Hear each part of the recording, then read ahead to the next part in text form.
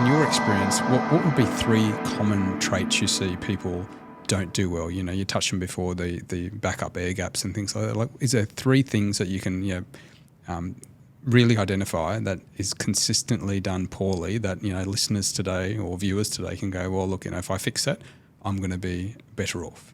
I think probably the biggest one, which really still doesn't make any sense to me, is multi-factor authentication. People still don't do that.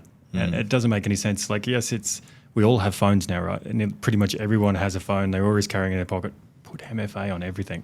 If you can put it on there, put it on there. Yes, some of the old legacy stuff, you still can't do that, but there is ways around that as well. So MFA is a huge problem, which we, for some reason, can't get right. It's not perfect. It's not a silver bullet, but at least it makes it a little harder, particularly for ethical hackers, to be able to get past that stuff. And the malicious guys and girls, they're starting to get past that sort of stuff now. So if they're, you know, not at least putting those basics, MFA and stuff in place, then we're wasting our time. They're just going to keep getting through. And at least put a lock on the front door, right? It's a start, right? And password's the lock, right?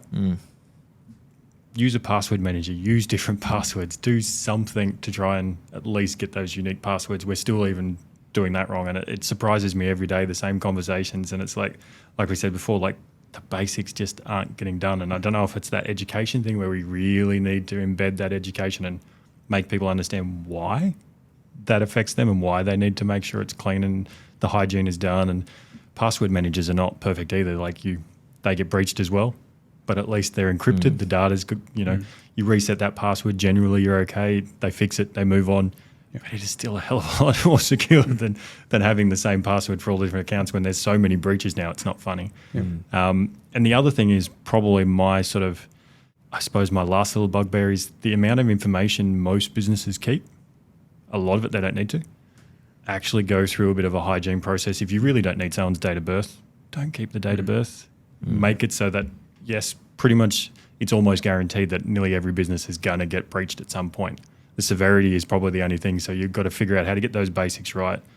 You know, slow the sort of breaches down so they don't get too far into your systems, but reduce that impact.